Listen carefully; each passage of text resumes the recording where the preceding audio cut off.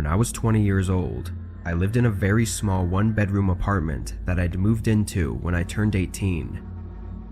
Having a better job and more money in the bank, I decided to rent a small house and leave the apartment. It wasn't anything fancy, but it had more space and was a nice step up from where I used to live.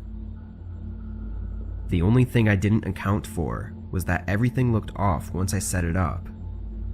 Coming from the apartment, my furniture was way too small and didn't match the interior of the home. It just looked like I moved into a house larger than I could afford.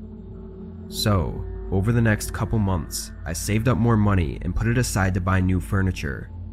And during these months, I also listed a whole bunch of stuff on Craigslist to start getting rid of.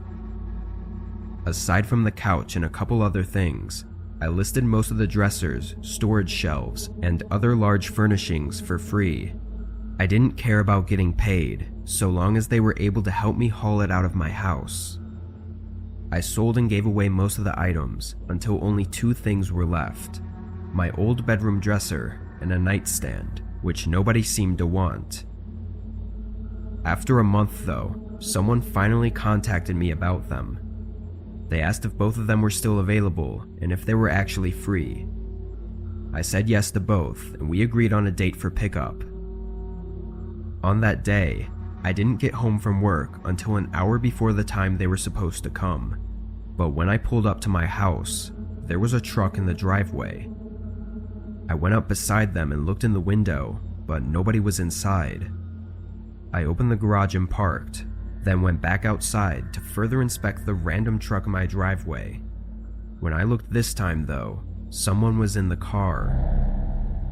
They waved and got out, introducing themselves as the person from Craigslist, here to pick up the furniture. I took a second to react, because I was trying to figure out where they were when I pulled in. "You're an hour early. I said to meet at 7:30. He said he was sorry, but something came up, so he needed to come early.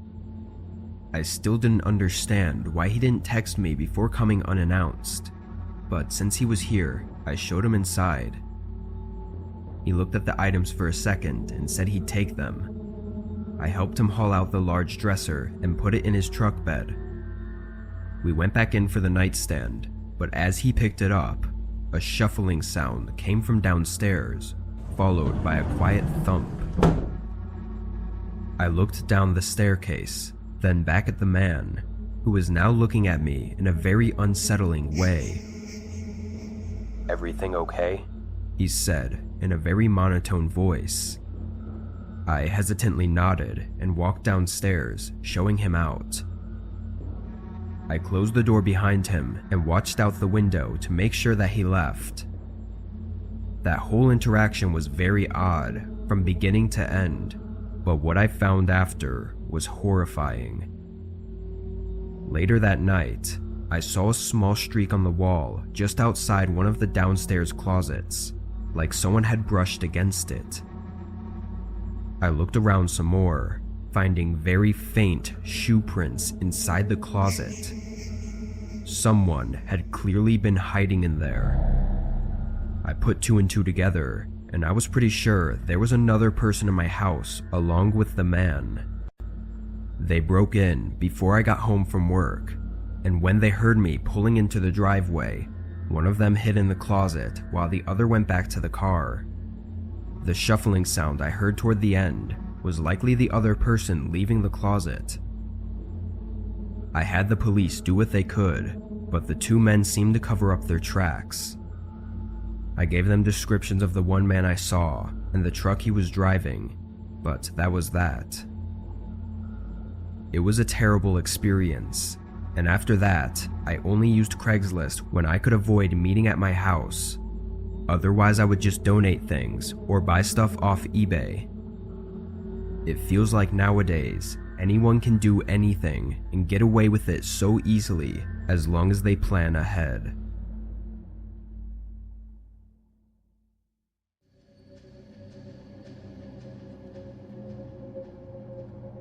Back in the day, around 8 years ago, Craigslist was a very normal service I used every time I had something to sell or needed something to buy on a budget.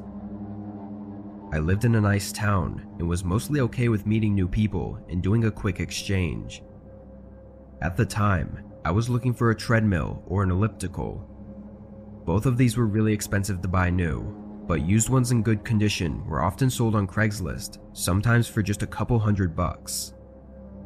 I scrolled through a few posts and found one I liked the look of. I sent the seller a message, and the following day they replied.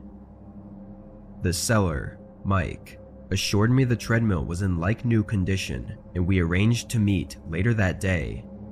The address he gave me was on the edge of town, just 20 or so minutes away. When I pulled up, I was surprised to see that it was a farmhouse with a huge lot of land surrounding it, but no crops or anything. I drove down the long driveway and parked in the front yard next to several other trucks and cars that were in the yard. Mike was outside on the porch smoking when I walked up. He shook my hand and led me around the back of the house to his garage, where the treadmill was set up right in the middle, plugged in and everything. He leaned against the far wall and encouraged me to test it out. I got on and put it on a walking speed. It seemed to be working just fine, but then I turned it up a little and it just shut off. I looked at it confusingly, and before I could even figure out what happened, the garage door suddenly fell down behind me, slamming against the ground. It was so loud, my heart was racing from the jump scare it gave me. I turned and looked at Mike, who shrugged and apologized, saying it was an old garage and it happened sometimes. I looked back and a cold shiver ran through me, noticing the position I was in. So, did you want it? No, I don't think it works. I was nervous to give that answer, but there was no way I would pay for that. He looked at me without saying anything. After a second, I broke eye contact, feeling a strange tension. Not a problem. I'll show you out, he said, waving me to follow him through the house. With no other way out, I followed. The house was very old looking on the inside, like a farmhouse from the 1900s, except it was really messy. Stuff was piled up all around the walls and even blocking some of the hallways. He walked me down to the front door and stopped right in front of it. There was a long pause as he faced the door, not opening it. He then turned to me. I'm sorry, he said under his breath, like an emotionless psychopath. My body went cold in that moment, knowing something was about to happen. The man quickly stepped toward me, grabbing my arm and forcing me back, deeper into the house. I started yelling, fighting his grip and trying to get away. He pushed me down the hallway, almost back to the garage door, until I suddenly tripped over one of the random things that were piled up. When I fell, he lost his balance too, falling past me. I quickly got up and ran down to the front door, unlocking it and running to my truck. As I backed out, the man came rushing out of the front door and sprinting at my truck. I was able to get away, but my hands were shaking on the steering wheel all the way home. I of course notified the police, but things didn't go how I expected. When they got there, nobody answered the door at the farmhouse. The man never turned up. The vehicles parked on the lot, though, were all found to be unregistered and missing license plates. However, one of them was identified as a recently stolen car. Whoever that man I met with was, he wasn't the owner of the farmhouse. The owner actually lived in a neighboring city, having inherited the land from their parents. They hadn't had the chance to sell it, so they just used it as a temporary storage or something. This happened many years ago, and the man never turned up, so I know it's a lost cause, but it's still scary knowing he's out there. I don't know what he was trying to do to me back then, or what he still might be trying to do to other people now.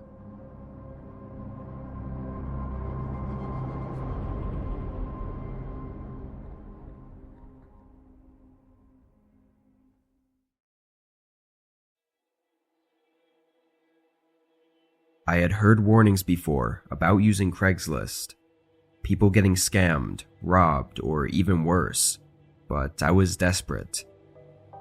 I needed a new apartment ASAP, and my budget was tight, so I took a chance and started browsing the housing section on Craigslist. I came across a listing for a small apartment in an old building downtown. The rent was cheap, and the location was perfect for my job. I emailed the owner, and he responded quickly. We discussed a time to meet up, and a couple days later, I drove over there. When I arrived at the apartment building, I couldn't help but feel a bit let down. The old brick facade was crumbling, and the windows were old and dirty, one of them even boarded up. I climbed the stairs up to the second floor, and knocked on the door of apartment 2B. The man opened the door, and I was surprised by how friendly he was. He showed me around the apartment, which was small but still nice. It was in good condition, and I could tell that he put a lot of work into it. He told me he was renovating the whole building, and that the construction noise would only be temporary. We talked some more and discussed the price, and I ended up taking the deal. Later in the week, I moved in and set everything up. Every time I saw the outside of the building, I couldn't believe I was living in a place that looked like that. But I just have to remind myself that it was the inside that counted. 3 weeks went by, no problems or concerns about the place, until I started to realize something. Nobody else seemed to live in the building. I never saw anyone parked outside or walking inside, and I never heard anyone through the thin walls. Additionally, I never heard any construction going on like the owner had said there would be. I kept these thoughts in the back of my mind, until one morning when leaving for work, I saw one of the other room's doors was partially open. I walked past it and went about my day, but when I got back later that night, it was still open. After some thought, I figured it had to be vacant. I pushed it more open. Inside, the room was dusty and smelled awful. There were webs and stains all over the walls, and it looked like it had been abandoned for years. I stepped out and closed the door, disgusted that there was a room in the building I lived in that looked like that. I went up to my room, but before I walked in, I became curious about the other rooms. I knocked on my neighbor's door, 2A, and nobody answered. I turned the handle and it was unlocked. When I pushed open the door, the room was the same as the other one, looking to have been abandoned for years. I became really uncomfortable and went back to my room. I contacted the owner, sending him a text asking if any of the other rooms were ready to be rented out. While my room was nice, it felt like I was living alone in an abandoned building, which was really eerie and uncomforting. I waited for the man to respond, but 10 minutes later, I heard the front door to the building open. They walked up to my door and knocked. Hello? Who is it? I asked before opening the door. They responded, and I recognized their voice as the owner. I opened the door. I saw your text and thought I'd just come in person. He said, smiling. I nervously smiled back, saying I was just curious about the other rooms. I didn't want to say I went inside them, because I probably wasn't supposed to. He maintained his smile. Why don't I show you one of the rooms I'm finishing up? I reluctantly followed him across the hall, but then he stopped by apartment 2A, the room I'd just been in. He pushed open the door and walked in, telling me to come inside and have a look. I stayed, thinking of an excuse, but then he told me again and again, now demanding me to come in. I backed away and ran back to my room, locking the door behind me. I heard him rushing down the stairs and out of the building. After I was sure he left, I started packing up everything, and the next day, I left and never looked back. I never saw that man again, and I never went back to Craigslist for anything. To this day, I still wonder what that building actually was and what the owner was plotting. If I had stepped into that room with him, would I have ever been able to leave?